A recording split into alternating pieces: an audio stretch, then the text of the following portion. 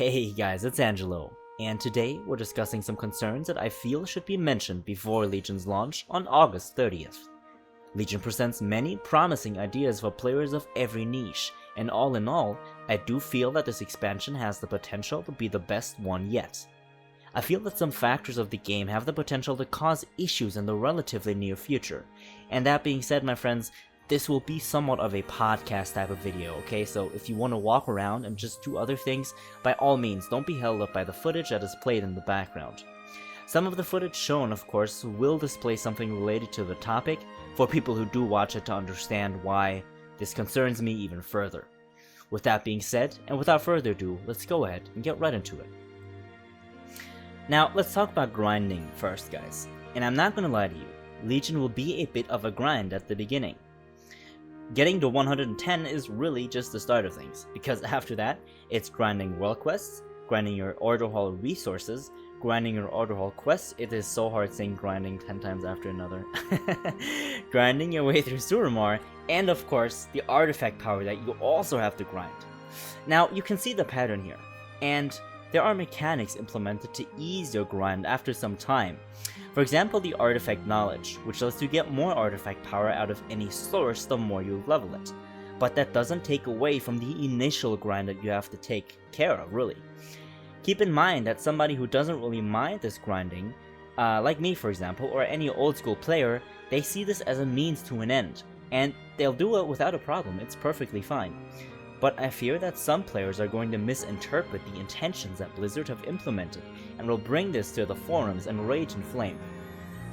A lot of the grinding is made more enjoyable through things like story and lore, a lot of your quest rewards, and a lot of variety, of course. But ultimately, grinding will always remain grinding. Old school players will surely enjoy this, but the majority of people who play WoW in this day and age aren't really old school anymore.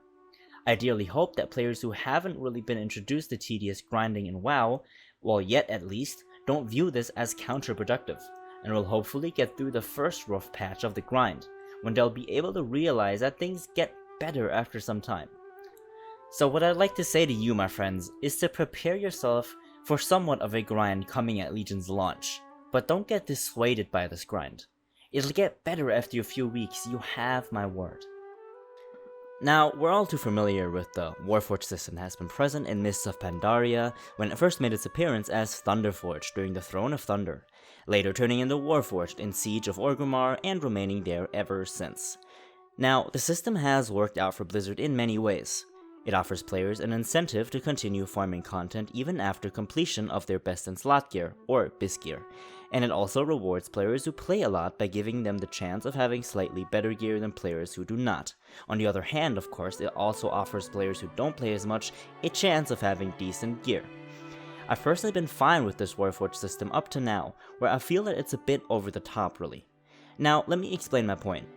The Warforged system has fundamentally changed, and let's take a look at an item level 840 item, for example. As with Warlords of Draenor, should this item be Warforged, it will be 845, so 5 levels above its regular counterpart. The system will now internally do another roll, and should this roll be successful, you will receive another upgrade, the item now being 850 and still Warforged. Here comes the change, however. The system will roll once more, and should the item once again receive an upgrade, it will be Titanforged, which means the item is 15 item levels above its base counterpart. Now, here comes the crazy part. The internal system will keep rolling until it eventually fails its roll, and the item would not receive an upgrade. This internal roll system is ultimately capped at 895 at the moment, just keep that in mind, but this means that theoretically speaking, you could receive an 840 item which can be upgraded all the way to 895, and all you need for it is luck. Now, I've come pretty close to this, twice actually, but I'll go ahead and give you one example right here. Now, my Raidfinder trinket, which dropped from Cenarius, has a base item level of 835, keep that number in mind. Now mine, however, due to the high amounts of luck that I had, came out as, now get ready for this, 875 Titanforged, so only 20 item levels or 4 rolls underneath the cap of 895. Keep in mind that for this item to be 875, the internal system must have already rolled 8 times with success, bumping up the item level of it each roll by 5. Sure, this is rare, yet the potential to give players an insane advantage due to gear is certainly there. Legendaries create a similar problem in my opinion, as some of them are very strong. People who have decent legendaries will without a doubt have an advantage to players who don't have any or who just don't have any decent ones, even more so at the beginning of the expansion. The random rewarding system in Legion certainly invites players into playing and is appealing to players from any niche, but there's a lot of potential to cause some issues in the near future. Now, the final concern I want to address are the damage numbers specifically, and how I fear that at the end of the expansion, we'll be dealing with trinkets and effects, and therefore damage, that rivals those of Mists of Pandaria, which is actually a pretty bad thing. Let's have a look back in time for a second. Remember that notorious critical strike trinket from Mists of Pandaria, or more specifically from the Throne of Thunder? The unerring vision of Lei Shen allowed its user 100% critical strike chance for 4 seconds when it procced. Now, for those of you who don't know, there is a ton of videos out there displaying ridiculous numbers that casters were able to pull with that trinket through a mechanism called snapshotting.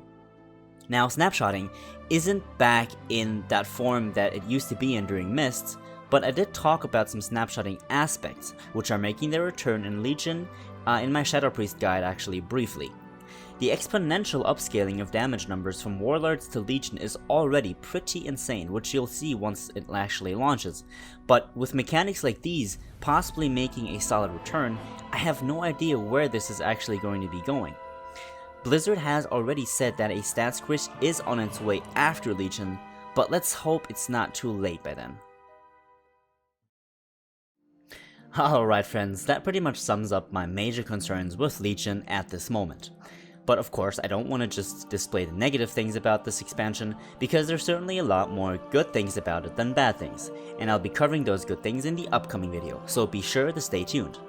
Now, as always, feel free to leave a like if you actually enjoyed this video, let me know in the comments if you've enjoyed this podcast-like format, and be sure to subscribe if you'd like to stay updated on the content on this channel. Now, as always, have a good one guys, and I'll see you all in the next one.